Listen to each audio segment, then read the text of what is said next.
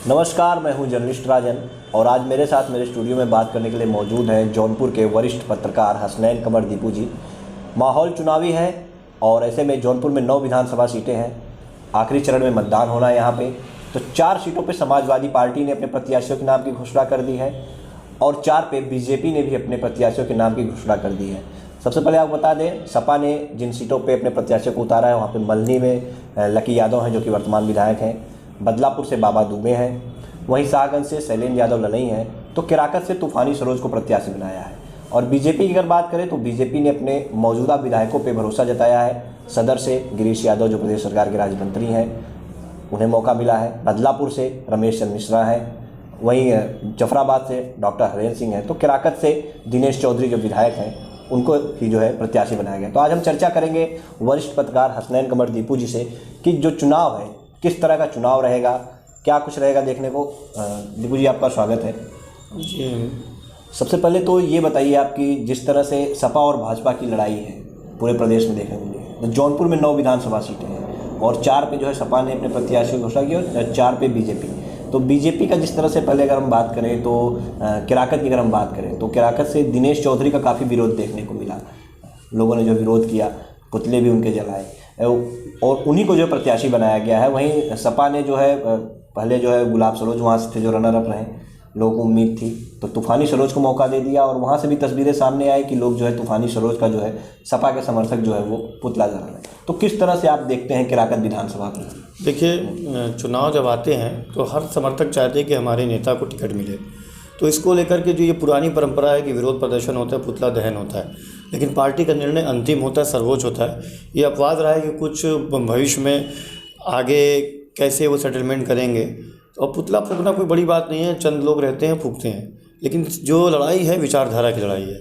आप देखिए तो किराकत में अगर देखा जाए तो वहाँ पे सपा का वर्चस्व रहा है, लेकिन उसको तोड़ा बीजेपी के दिनेश चौधरी ने। दिनेश चौधरी की पत्नी जिला पंचायत अध्यक्ष समाजवादी पार्टी से रही हैं और देखा जाए तो तूफानी सरोज क्योंकि वो सांसद रहे हैं, सैदपुर विधानसभा मछली शहर लोकसभा सीट उनकी आती है। तो एक तरीके से देखा जाए तो काफ़ी प्रभाव है इन लोगों का। अभी बीएसपी ने अपने पत्ते नहीं खोले, कांग्रेस ने नहीं खोले, तो लड़ाई बड़ी दिलचस्प होगी। जनता सब कुछ बैठ के देख रही है कि कौन आ रहा है, क्या आ रहा है। मतदान मुद्दे पे होगा, क्या मुद्दे हैं, विकास कितना हुआ नहीं हुआ, ये फैक्टर्स बहुत काम करेगा विधानसभा चुनाव में। और सभी दल इसको मुद्दा बनाएंगे। जहां बीजेपी कहेगी कि हमने अपना काम किया, सत्ता में थे, डबल इंजन की सरकार थी, वही विपक्ष में तूफानी सरोज अब ये कहेंगे कि काम नहीं हुआ है इस तरीके से। तो कांग्रेस भी यही कहेगी। तो कहीं ना कहीं बीजेपी की लड़ाई अन्य दलों से है। अच्छा, अगर हम जौनपुर सदर की बात करें तो सदर में भी कुछ ऐसी तस्वीरें सामने आई कि गिरीश यादव का कुछ लोग विरोध किए, कुछ लोगों ने आरोप लगाया और कुछ लोगों ने कहा, डिमांड किया कि उनका टिकट न दिया जाए, उनका समर्थन नहीं किया, लेकिन पार्टी ने उन्हीं के ऊपर भरोसा जताया है। हालांकि सपा ने भी पत्ते नहीं खोले हैं, अन्य पार्टियों ने भी पत्ते नहीं खोले। तो क्या लगता है आपको सदर में क्या कुछ रहेगा? देखिए, सदर विधानसभा सीट बीजेपी के लिए बहुत महत्वपूर्ण होती है। उसकी वजह है कि 9 विधानसभा में जो सिर का ताज होता है वो सदर सीट ही होती, किसी भी ज़िले का कहा जाए। और यहाँ पे किला है तो किले पे झंडा फहराना हर दल चाहता है। और जहाँ तक गिरीश चंद्र यादव की बात की है, एक मामूली से कार्यकर्ता से मंत्री तक का सफ़र उन्होंने तय किया। और पिछड़े वर्ग की राजनीति को देखते हुए संघ और बीजेपी ने उनको ऊपर एकाएक उनको ऊपर दाव लगाया और दाव सही बैठा। और गठबंधन जब था बसपा का और कांग्रेस का, और नदीम जावेद तब राष्ट्रीय स्तर के बड़े नेता थे, उनको डिफीट करके गिरीश चंद्र यादव विधायक बने थे और सरकार ने उसका इनाम दिया। तो विरोध तो चंद लोग अपने निजी स्वार्थ या किसी वजह से करते हो, वो अलग इशू है, वो पार्टी का अंदरूनी मामला। लेकिन जो वोट होता है वो जनता के बीच में जो जाते हैं तो मुद्दों पर बात होती है। गिरीश चंद्र यादव जाएंगे और वो अपने सरकार की बात कहेंगे, वो अपने विकास की बात कहेंगे, अपने भाईचारे की बात कहेंगे कि समाज के हर वर्ग को उन्होंने खुश करने का प्रयास किया। हो सकता है इतना बड़ा समाज है, कुछ लोग उनसे नाखुश हो सकते हैं, लेकिन पार्टी जब चुनाव वो वोट देने जब मशीन पे जाएंगे तो सारे मुद्दे दरकिनार कर देते हैं। और आखिरी के 48 घंटे बहुत मायने रखता है। अभी तो प्रचार शुरू होंगे, बड़े नेता आएंगे, तो सारे जो मनमुटाव वो दूर हो जाएंगे। लड़ाई यहाँ भी दिलचस्प है क्योंकि अभी कांग्रेस ने अपने पत्ते नहीं खोले। हालांकि चर्चा है कि नदीम जावेद को प्रत्याशी बनाया जा सकता है। हालांकि विकेश उपाध्याय काफ़ी समय से प्रचार प्रसार कर रहे हैं और समाजवादी पार्टी अभी अपने पत्ते नहीं खोल रही। तमाम चर्चा की बाहरी कैंडिडेट्स आएंगे। ज़िले के जो मुस्लिम समाज के लोग हैं वो लोग चाह रहे हैं कि समाजवादी पार्टी के यहाँ के लोकल नेता चुनाव लड़ें। अगर बाहर से वो लोग आएंगे तो कहीं ना कहीं विरोध इसका दिखने का, तो इसका सीधा फ़ायदा कांग्रेस उठा सकती है अगर नदीम जावेद को प्रत्याशी बनाया गया।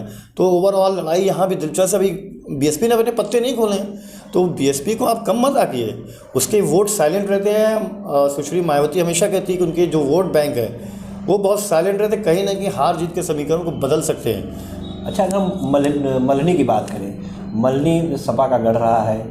उपचुनाव में भी पारसनाथ जी के बेटे लकी यादव ने जीत दर्ज की और धनंजय सिंह वहाँ से जो हमेशा रनर अप रहे हैं। तो इस बार क्या कुछ लड़ाई वहाँ पे होने वाली, क्या समीकरण आपको नज़र आता है? जो वरिष्ठ पत्रकार, आप कैसे देखते हैं? देखिए, धनंजय सिंह की जो राजनीति में एंट्री हुई वो 2002 में, और मेरी भी वही पत्रकारिता में एंट्री हुई थी। तो धनंजय सिंह की राजनीति को मैंने बहुत करीब से देखा है। उस वक़्त उन्होंने श्री राम यादव को हराया था, और श्री राम यादव सपा सरकार में मंत्री थे और बहुत कद्दावर नेता थे।